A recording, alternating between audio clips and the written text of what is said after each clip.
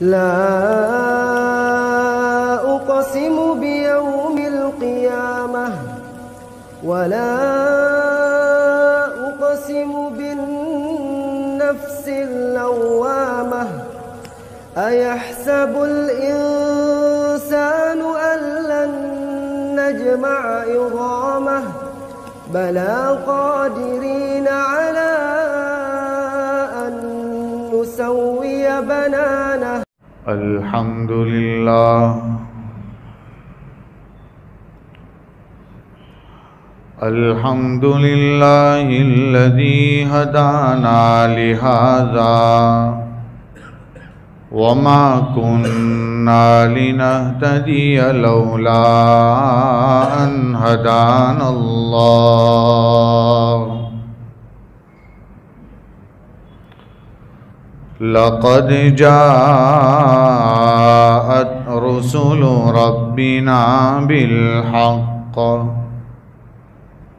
صلوات الله وسلامه على سيدنا محمد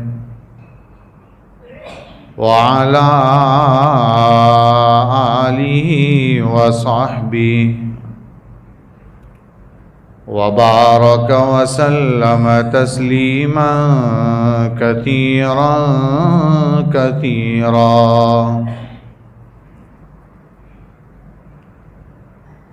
أما بعد أعوذ بالله من الشيطان الرجيم بسم الله الرحمن الرحيم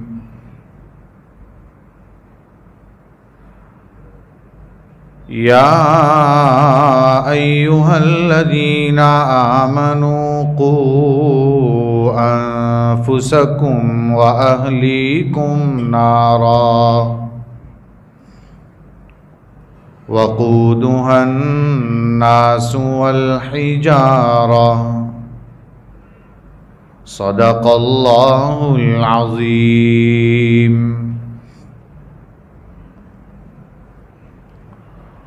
وہ نبیوں میں رحمت لقب پانے والا مرادیں غریبوں کی برلانے والا مصیبت میں غیروں کے کام آنے والا وہ اپنے پرایوں کا غم کھانے والا خطا کار سے درگزر کرنے والا بداندیش کے دل میں گر کرنے والا فقیروں کا ملجا ضعیفوں کا ماوا یتیموں کا والی غریبوں کا مولا رہا ڈر نہ بیڑے کو موجے بلا کا ادھر سے ادھر پھر گیا رخ ہوا کا اتر کر حرا سے سوئے قوم آیا اور ایک نسخہ کیمیا ساتھ لایا وہ بجلی کا کڑکا تھا یا صوت ہادی عرب کی زمین جس نے ساری ہلا دی نئی ایک لگن سب کے دل میں لگا دی اور ایک آواز میں سوتی بستی جگا دی ان اللہ وملائکتہ یصلون علی النبی یا ایہا الذین آمنوا صلوا علیہ وسلموا تسلیما اللہم صل علی سیدنا محمد وعلى آل سيدنا محمد وأصحابه وأزواجه وبارك وسلم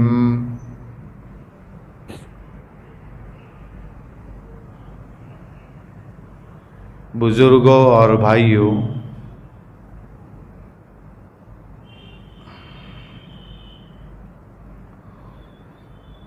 اللہ تعالیٰ نے ہر مخلوق میں دو چیزیں رکھی ہیں،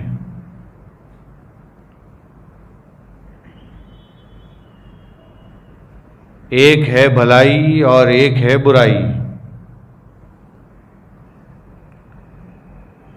شاید کوئی ایک یا دو مخلوق یا کچھ مخلوقات ایسی ہوگی جس میں دونوں چیز نہ ہو۔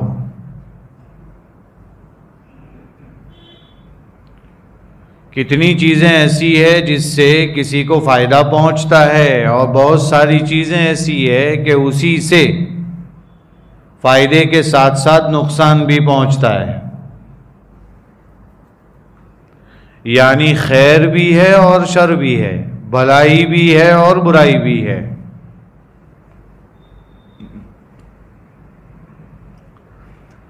یوں سمجھیے کہ انسان وہ روٹی کھاتا ہے، بوٹی بھی کھاتا ہے، اسی پر اس کی زندگی کا مدار ہے، لیکن یہی کھانا اگر آؤٹ آف کنٹرول ہو جائے، زیادہ ہو جائے، تو یہ اس کی موت کا سبب بن سکتا ہے۔ پانی بہت اچھی چیز ہے، پانی نہ پیے تو نہیں چلتا، بلکہ روزے میں انسان کو بھوک نہیں لگتی، پیاس لگتی ہے،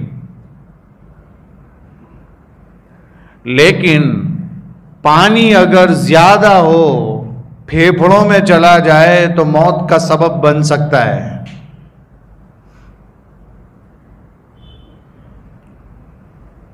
ہوا بہت اچھی چیز ہے، کس کو نہیں چاہیے ہوا؟ ہوا کے لیے انسان بہت کچھ کرتا ہے۔ یہی ہوا اگر بدن میں زیادہ لگ جائے، چلی جائے، تو اس کی سانس اکھڑنے لگتی ہے۔ دیکھیے، ایک اچھائی بھی ہے تو ایک برائی بھی ہے، ایک سے فائدہ ہو رہا ہے تو اسی کے اندر کچھ چیزوں سے نقصان بھی ہو رہا ہے۔ یہی حال انسان کا ہے۔ انسان اگر اچھائی کرنے پر آئے تو آپ سوچ نہیں سکتے اس سے کتنے کتنے لوگوں کو فائدہ پہنچتا ہے۔ یہی انسان اگر برائی کرنے پر آئے تو اس سے کتنے لوگوں کو نقصان پہنچتا ہے، اس کا تصور ہم نہیں کر سکتے۔ یہ تو قدرت کا ایک اصول ہوا۔ قدرت کا دوسرا اصول کیا ہے؟ جہاں اچھائی بھی ہے، برائی بھی ہے، تو اس میں کچھ مخلوقات ایسی ہے جس میں ذاتی طور پر برائی ہوتی ہے، خیر کے لیے کچھ کرنا پڑتا ہے۔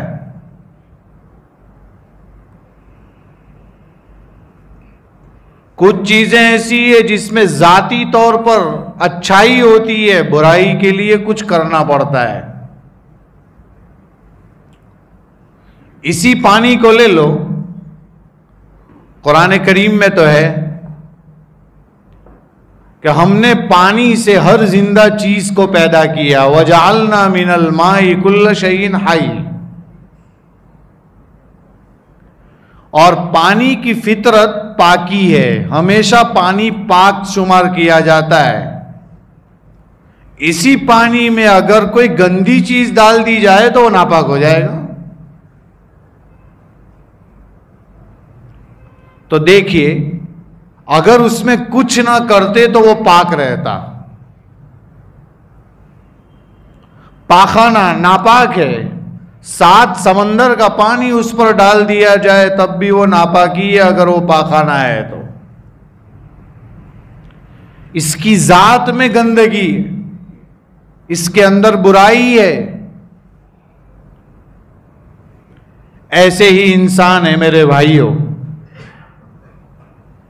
انسان کے اندر برائی کے لیے کچھ کرنا نہیں پڑتا، محنت نہیں کرنی پڑتی، برائی خود بخود وجود میں آتی ہے۔ ہاں انسان کو اچھا بننا ہے تو محنت کرنی پڑتی ہے.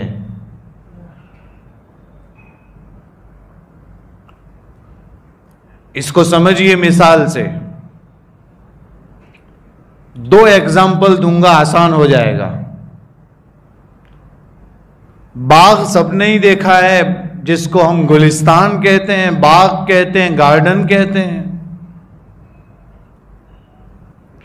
اس کو باغ بنانا ہے تو خوب محنت کرنی پڑے گی. زمین تو اچھی ہی لانی پڑے گی, پھر اس کے اندر عمدہ قسم کا بیج بونا پڑے گا, ہل چلانا پڑے گا, پانی دینا پڑے گا, ہوا دینی پڑے گی.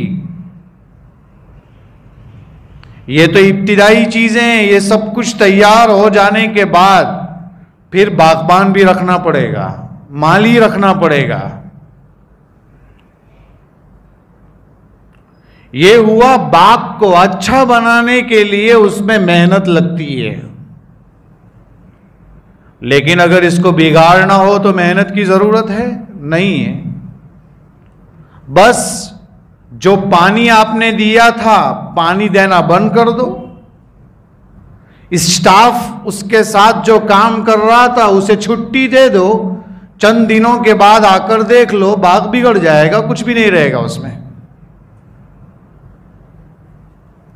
ایک مکان بنانا ہو بڑی محنت درکار ہے. کیسے بنتا ہے مکان؟ تو وہ تو سب جانتے ہیں کہ مکان بنانے کے لیے پہلے نقشہ تیار ہوتا ہے.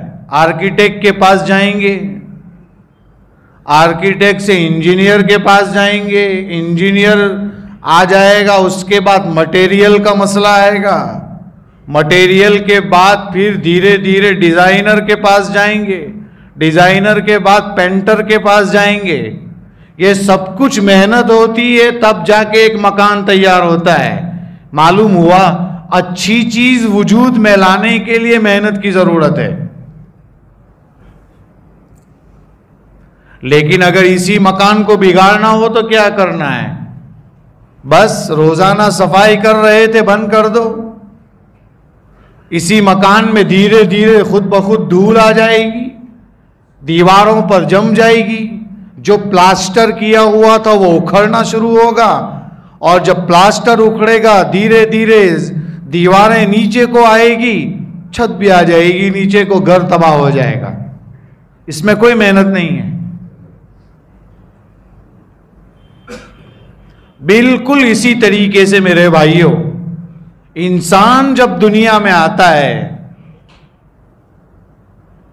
تو اس وقت وہ کچھ بھی نہیں ہوتا ہے. ایسا نہیں ہے کہ ماں کے پیٹ سے کوئی معین الدین چشتی اجمیری بن کر نکلتا ہے. ایسا نہیں ہے کہ ماں کے پیٹ سے کوئی عبد القادر جیلانی بن کر نکلتا ہے. جب وہ آتا ہے تو جاہل ہوتا ہے. قرآن نے اس کو بیان کیا ہے, واللہ اخرجکم من بطون امہاتکم لا تعلمون شیئا. اللہ تعالیٰ نے تم کو تمہاری ماؤں کے پیٹوں سے نکالا, تم کچھ بھی نہیں جانتے تھے. دیکھو, عالم بنانے کے لیے محنت کرنی پڑے گی. آیا تھا تب جاہل تھا. آپ نے کبھی ایسا کہیں نہیں سنا ہوگا کہ جاہل بنانے کی کوئی یونیورسٹی ہے, جاہل بنانے کا کوئی مدرسہ ہے, جاہل بنانے کی کوئی اسکول ہے. کوئی ضرورت نہیں. بچے کو اسکول مت بھیجو, مدرسے مت بھیجو, یونیورسٹی مت بھیجو, وہ جاہل ہے. تو ماں کے پیٹ سے آیا تھا وہ جاہل ہی تھا. اب اس کے پیچھے تربیت ہوتی ہے, محنت ہوتی ہے, مدرسے جاتا ہے, مدرسے جانے کے بعد بڑا ہوتے ہوتے اسکول جاتا ہے, اسکول جانے کے بعد یونیورسٹیوں میں جاتا ہے, بڑی بڑی چیزیں حاصل کرتا ہے, تب جا کے وہ ایک ڈگری پاس کرتا ہے. کبھی عالم بنتا ہے, کوئی انجینئر بنتا ہے, کوئی ڈاکٹر بنتا ہے. تو ماں کے پیٹ سے تو ایسے ہی آ گیا تھا.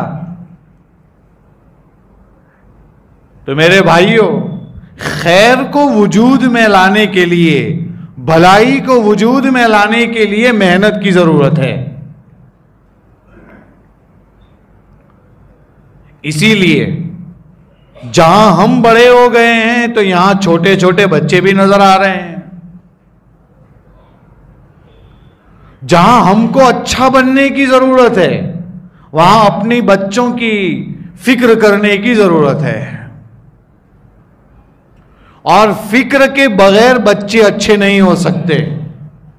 تربیت کے بغیر بچہ اچھا نہیں بنے گا.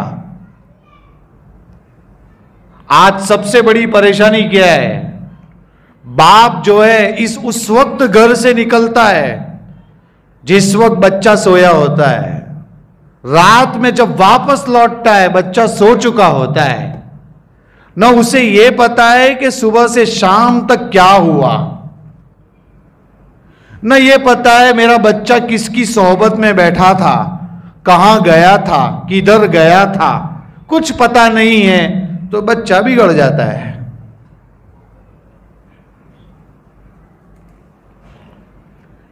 تاریخ جاننے والے یہ بھی جانتے ہیں کہ سب سے پہلے تو خلافت راشدہ ہے، یعنی ابو بکر و عمر و عثمان و علی رضی اللہ عنہم کی خلافت. اس کے بعد خلافت بنو امیہ ہے، یہ 132 ہجری تک چلی ہے. اور 132 میں پھر خلافت بنو عباس ہے. یہ خلافت بنو عباس شروع ہوئی. اس کا پہلا بادشاہ جس کا نام تھا صفاح.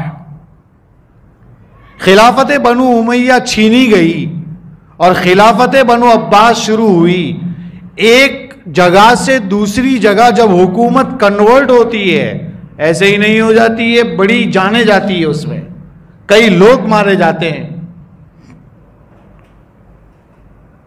وہ صفاح کے بارے میں آتا ہے اس نے بہت ظلم کیے.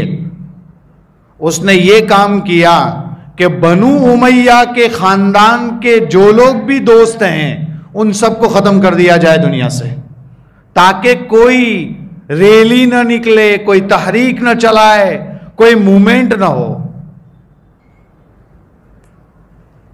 اور بنو امیہ کے خاندان کے جتنے لوگ تھے ان کو جیل میں ڈال دیا. جب سب دوست اس کے ختم کر دیے گئے تب ان کو جیل میں سے چھوڑا باہر. ان سے سوال کیا گیا آپ اتنے سال جیل میں رہے کیا کہو گے؟ تو یہ نہیں کہا کہ اس کا بہت افسوس ہے کہ ہماری حکومت چلی گئی، ایسا نہیں کہا. جواب سنیے، انہوں نے کہا اتنے سال ہم جیل میں رہے، اس میں سب سے بڑا افسوس ہمیں یہ ہے کہ ہم اپنے بچوں کی تربیت نہیں کر پائے. میرے بھائیوں، آج یہ نظام ہمارے درمیان سے ختم ہوتا جا رہا ہے. بچوں کی طرف توجہ نہیں تو آئے دن کے واقعات ہمارے سامنے ہیں. ہم بولتے بہت آسانی سے ہیں کہ لڑکی ادھر چلی گئی، لڑکا ادھر چلا گیا، لڑکا غیر مسلم لڑکی کے ساتھ بھاگ گیا اور غیر مسلم لڑکا ہماری مسلمان لڑکی کو لے کر چلا گیا. یہ آئے دن کے واقعات ہے، لیکن اس کے پیچھے ریزن کیا ہے وہ ہمیں نہیں پتا چل رہا ہے. سب سے بڑا ریزن، سب سے بڑی وجہ تربیت کی کمی. سب سے بڑے ذمہ دار ماں باپ ہوتے ہیں. اسلامی نظام اتنا مضبوط ہے میرے بھائیوں کہ اگر بچپن سے اس پر عمل کرنا شروع کروایا جائے تو آگے چل کر بچہ بہت مضبوط بنتا ہے. علامہ انور شاہ کشمیری رحمت اللہ علیہ نے لکھا ہے، وہ فرماتے تھے کہ ہر چیز کی سرکار نے ایسی دعا بتائی ہے کہ اگر اس دعا کو پڑھتا چلا جائے، اس پر یقین پیدا ہو جائے تو کبھی بھی وہ پریشانی میں مبتلا نہیں ہوگا. دیکھیے چند مثالیں دیتا ہوں. مثال کے طور پر فرمایا کہ جب انسان اپنی بیوی سے صحبت کرے تو اس وقت ایک دعا ہے، بسم اللہ اللہم جنبنا الشیطان وجنب الشیطان ما رزقتنا. اے اللہ تو مجھے شیطان سے دور رکھ اور اس صحبت کے نتیجے میں جو تو مجھے اولاد دے گا اس کو بھی شیطان سے دور رکھ. کتنی اچھی دعا ہے.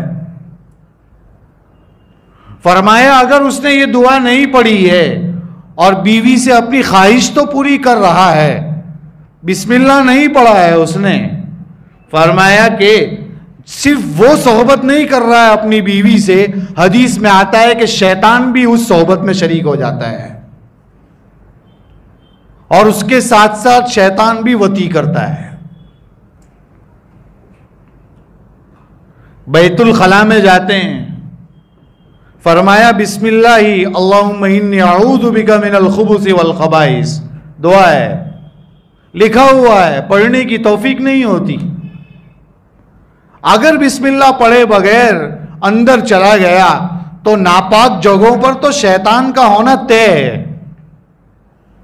اگر سطر کھولیں گے تو بسم اللہ نہیں پڑھی ہوگی تو شیطان اس کے سطر کے ساتھ کھیلے گا, یہ حدیث میں ہے. لیکن بسم اللہ ہی اور یہ دعا پڑھ کر گیا ہے, فرمایا کہ شیطان کی نظروں سے اس کا سطر اوجھل ہو جاتا ہے, اس کو نظر ہی نہیں آتا. کتنی بڑی بات ہے. گھر کے اندر داخل ہوتے ہیں, بسم اللہ پڑھ کر داخل ہونے کو کہا, اس کی دعا بتائی. مکتب میں یاد کرائی جاتی ہے, ہمارے بڑوں کو بھی کبھی یاد نہیں رہتی. اللہم انی اسألک خیر المولج و خیر المخرج, بسم اللہ ولجنا بسم اللہ خرجنا وعلی اللہ ربنا توکلنا.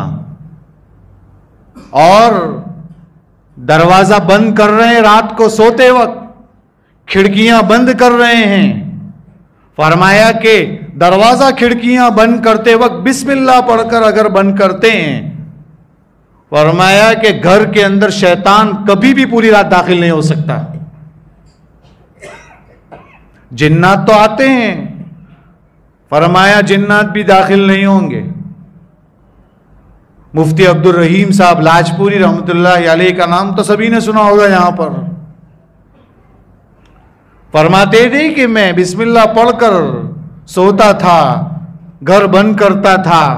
ایک مرتبہ سویا ہوا تھا رات کو, تو فرماتے تھے کہ ایک بچہ آیا گھر کے اندر, اور جس الماری میں کھانا رکھا ہوا تھا, فریز کا زمانہ نہیں تھا, فریز تو اب ہے, اس زمانے میں تجوریاں ہوتی تھی, الماریاں ہوتی تھی, اس کے اندر کھانا رکھا جاتا تھا, اس کو نعمت خانہ کہتے تھے.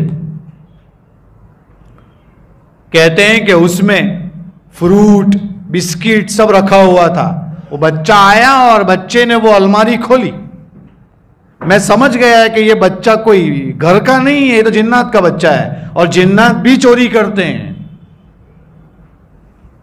لیکن چونکہ میں نے وہ کھڑکی الماری کی, دروازہ الماری کا میں نے بسم اللہ پڑھ کر بند کیا تھا, تو اس کا اثر اس پر کچھ نہیں ہوا, وہ کچھ نہیں کر سکا اس میں. یہ یقین کا مسئلہ ہے میرے بھائیوں. ہم بسم اللہ پڑھ کر دروازہ بند کریں, یہ ہمارا کام ہے, حفاظت کرنا اللہ کا کام ہے. تو میرے بھائیوں, بسم اللہ کے اثرات, گھر کے اندر کوئی برتن ہے, رات کو سوتے وقت برتن کو کھلا نہ رکھیں, فرمایا ڈھکن رکھیں اس پر, بسم اللہ پڑھ کر ڈھکن بند کر دیں. اور اگر ڈھکن نہ ہو تو یہاں تک بتایا کہ اس پر کوئی لکڑی رکھ دے, قلم رکھ دے بسم اللہ پڑھ کر. تو فرمایا کہ سال میں ایک رات ایسی آتی ہے جو ہمیں نہیں پتا, جس میں اوپر سے بلایا اور مصیبتیں اترتی ہے. بسم اللہ پڑھے بغیر اگر وہ برتن کھلا رہ گیا, فرمایا اس میں وہ مصیبت سرایت کر جائے گی, اور پھر کیا ہوگا, تو پھر وہی ہوگا, گھر میں یہ تکلیف وہ تکلیف, اور پھر عامل کے چکر, باپو کے چکر, اور پتہ نہیں کیا کیا چکر کاٹ کر بھی وہ تکلیف ختم نہیں ہوتی. بسم اللہ کی برکات ہے میرے بھائیوں. بہرحال میں یہ عرض کر رہا تھا کہ ان سب چیزوں کے اندر ہمیں سمجھنا یہ چاہیے کہ سرکار کی تعلیمات اور اسلام بہت پاکیزہ ہے, بہت اچھا دین ہے, ہم نے اس کو اپنایا نہیں ہے. تو میرے بھائیوں، میری بات یہاں سے شروع ہوئی تھی کہ خیر اور شر، اچھائی اور برائی، یہ دونوں چیزیں ہر ایک میں ہوتی ہے، لیکن برا بننے کے لیے کوئی محنت نہیں، اچھا بننے کے لیے محنت کرنی پڑتی ہے، اور محنت کے ساتھ ساتھ اپنے بچوں کی بھی فکر کرنی پڑے گی، ماں باپ کو فکر کرنی پڑے گی، اور بچوں کو اچھا بنانے کے لیے اس کو اچھے ماحول میں لانا پڑے گا۔ اور اچھے ماحول کے لیے کئی چیزیں ہیں، جیسے اچھا ماحول آپ کو مسجد میں ملے گا، اچھا ماحول مدرسے میں ملے گا، اچھا ماحول علماء کی صحبت میں ملے گا، اچھا ماحول اللہ کے راستے میں نکلنے میں ملے گا، اچھا ماحول خانقاہوں میں ملے گا، اچھا ماحول اچھے دوستوں کے پاس ملے گا۔ ماحول ختم، بچہ بگڑ جائے گا۔ جیسے کھانے کے لیے آپ نے بھٹیارا بلایا، اچھا کھانا تیار ہو گیا، اس کو ویسا ہی باقی رکھنا ہو تو اس کو فریز کا ماحول دینا پڑے گا، فریز نہیں تو یہ کھانا رات تک میں بگڑ جائے گا۔ یہ اصول ہے میرے بھائیوں۔ ایسی ہی چیز سمجھ سکتے ہیں، ہر چیز کے لیے ماحول کی ضرورت ہے۔ آج ماحول نہیں ہے، اپنے بچوں کو اچھا ماحول دینے کی ضرورت ہے۔ اگر بچہ عالم حافظ نہیں بنا ہے، کوئی کام نہیں کر رہا ہے، کچھ پڑھا نہیں رہا ہے، تو اس بچے کو بڑا ہونے سے پہلے ہی جماعت کے ماحول سے منسلک کیجئے۔ وہ ہفتے میں، مہینے میں، سال میں کچھ نہ کچھ وقت لگاتا رہے گا تو اس کی زندگی میں تبدیلی آتی رہے گی۔ اور اگر وہ حافظ قرآن ہے تو اس کی محنت الگ ہوگی، وہ عالم ہے تو اس کا طریقہ الگ ہوگا، وہ اپنے طریقے سے دین میں لگا رہے گا۔ آج یہ ماحول کی کمی ہے میرے بھائیوں، ورنہ آپ جوانوں کے حالات کا جائزہ آپ کے سامنے ہے کہ آج جوان کس طرف جا رہے ہیں، ان کا رخ کس طرف ہے، کدھر جا رہے ہیں۔ کیا بتائیں میرے بھائیوں، جمعہ کے وقت میں اتنی بات بھی نہیں ہو سکتی، لیکن خلاصے کے طور پر اتنا کہتا ہوں، ہمارا 12 سال کا بچہ نشے میں چور ہوتا ہے، 13 سال کا بچہ شراب پی رہا ہوتا ہے، اور وہ شام تک میں اس کی حالت ایسی ہوتی ہے وہ گھر تک نہیں جا سکتا ہے، ماں باپ کو منہ نہیں دکھا سکتا ہے۔ کیا ہو گیا انہیں؟ کیا کر رہے ہیں؟ ہمارے جوانوں کو کیوں سمجھ میں نہیں آ رہا ہے یہ نشہ، یہ برائیاں، یہ سب کیوں ہو رہی ہے؟ رات کو 12 1 2 بجے تک چبوترے آباد ہیں، موبائل چھوٹتا نہیں ہے، موبائل پر ایسی چیزیں آ گئی ہے، ہم کیا بتائیں آپ کو میرے بھائیوں۔ جوان جتنے ہیں یہ اس امت کا قیمتی سرمایہ ہے، اگر جوان بگڑ گئے تو نسلیں بگڑ گئی۔ اس لیے جوانوں کو اب سدھرنے کی ضرورت ہے، اپنی اصلاح کرنے کی ضرورت ہے، اچھے ماحول میں آنے کی ضرورت ہے۔ باپ کو چاہیے کہ جوانوں کی صحبت دیکھیں، وہ کہاں جاتے ہیں، کدھر جا کر بیٹھتے ہیں، کس کے ساتھ بیٹھتے ہیں، کیوں یہ برائیوں میں مبتلا ہے، کس وجہ سے مبتلا ہے۔ اگر اچھی صحبت نہیں ملے گی نا میرے بھائیوں تو آگے خون کے آنسو روئیں گے۔ میرے بھائیوں، وہ قربانیاں دے کر گئے تھے تو آج اس ملک میں ہم چین سے جی رہے ہیں۔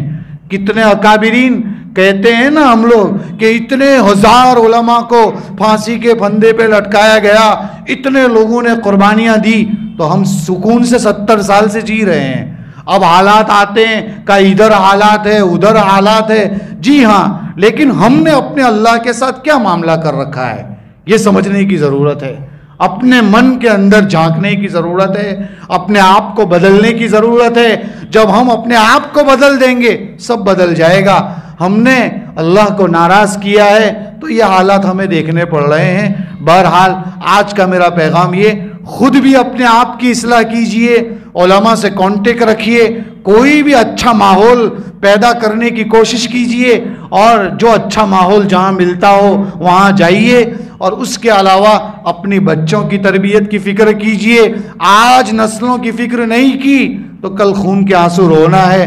شاید ہم چلے جائیں گے لیکن آگے کے حالات بڑے پرفتن ہیں، ابھی ہی فتنوں سے بھرے ہیں، آگے کیا ہوگا؟ فتنے کم نہیں ہوں گے، زیادہ ہی ہونے والے ہیں۔ لیکن ایمان کو بچا کر لے گیا تو گویا یوں سمجھ لیجئے جنت میں پہنچ گیا وہ۔ اللہ تعالی ہمیں عمل کرنے کی توفیق عطا فرمائے۔ قرآن کی آیت پڑھی تھی، ایمان والو اپنے آپ کو بھی بچاؤ، اپنے گھر والوں کو بھی بچاؤ آگ سے، اس لیے کہ یہ آگ بڑی ڈینجر ہے، اس سے بچنا ضروری ہے۔ خود کی بھی اصلاح کیجئے، گھر سے شروع ہو کر محلے تک، اور محلے سے شروع ہو کر گاؤں تک، گاؤں سے شروع ہو کر شہر تک، اور شہر سے شروع ہو کر پھر آپ پوری دنیا تک پہنچ سکتے ہیں، لیکن ابتدا پہلے اپنے آپ سے ہوگی۔ اپنے آپ کو بدلیے، سب بدل جائے گا۔ اللہ تعالیٰ عمل کرنے کی توفیق عطا فرمائے، آمین۔ وآخر دعوانا الحمدللہ رب العالمین۔